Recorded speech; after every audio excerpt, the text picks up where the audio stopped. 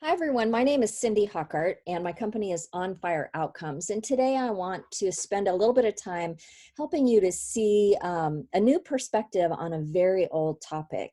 And that is, I want to introduce you to this book. Many of you have seen it, have read it. It's called How to Win Friends and Influence People by Dale Carnegie.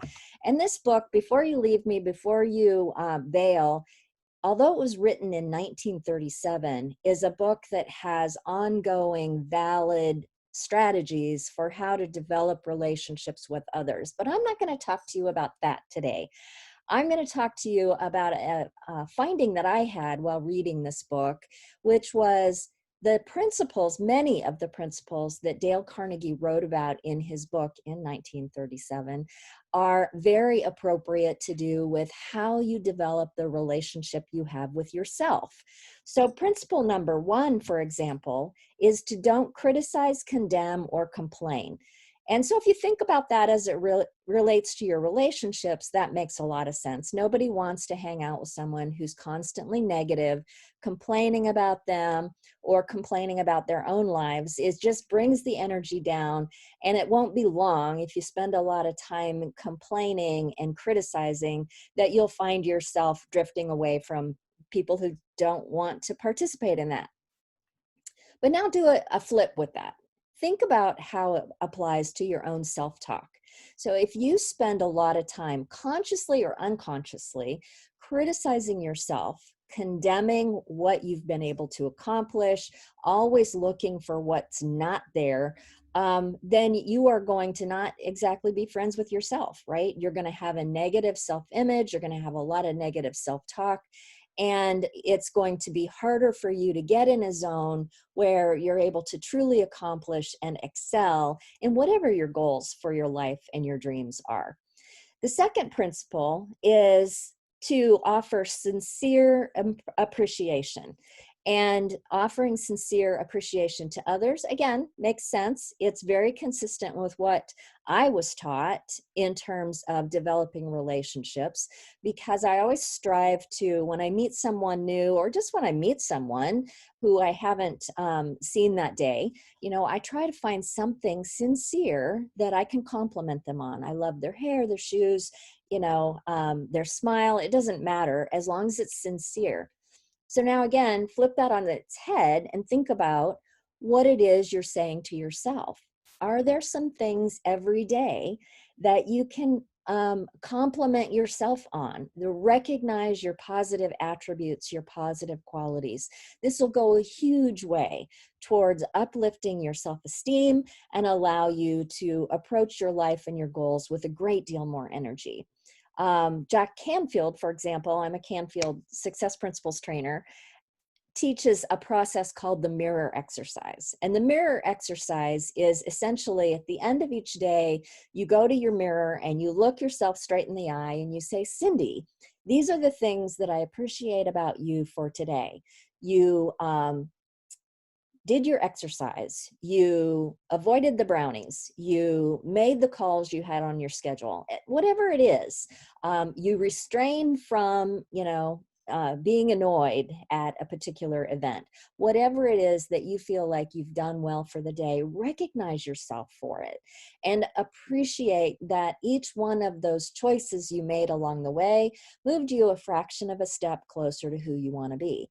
And then at the end of the mirror exercise, the direction, which feels awkward sometimes, I get it, at least initially, is to connect with that person in the mirror and say with all appreciation, Cindy, I love you, or, fill in your name, I love you. And it's so important. And then hold eye contact. And it's so important because many of us don't hear I love you nearly often enough. And if we do, we don't really let it land and really absorb the love. So that's an important part of the exercise.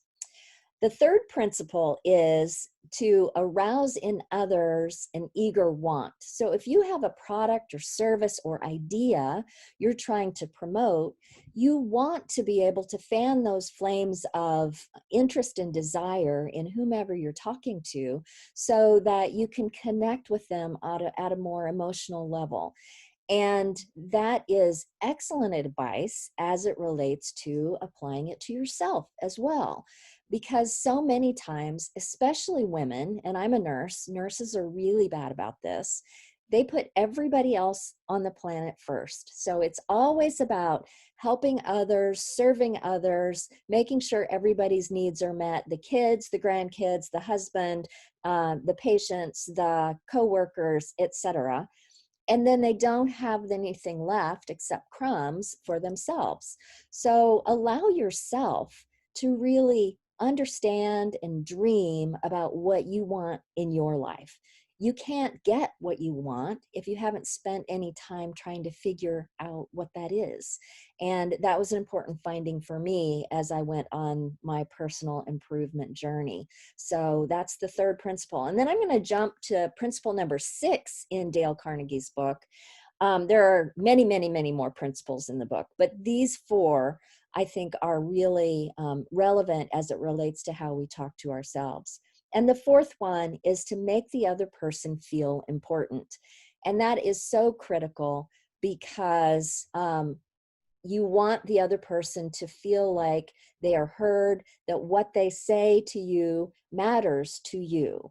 And so that gives them a sense of validation and a sense of importance. So now turn that on yourself. Again, the theme here is winning a friendship with yourself. And when you make yourself feel important and you recognize the pivotal role you play in your own life, I realize how weird that sounds. I really do. But how many of us spend any time at all considering ourselves important? And that's not an egotistical thing. That's a self-love kind of thing. And trust me, if you can't love yourself, if you can't appreciate the great qualities that you bring to the table, to your family, to your business, to your workplace, to your life, then nobody else is going to appreciate it either, because you know what they're all consumed in? Their own lives. They're not consumed about your life. So that's another key principle. So I will be sharing more. As you know, I'm a consummate student for personal development work and thought leaders. So as I learn more, I will continue to create these opportunities to share with you.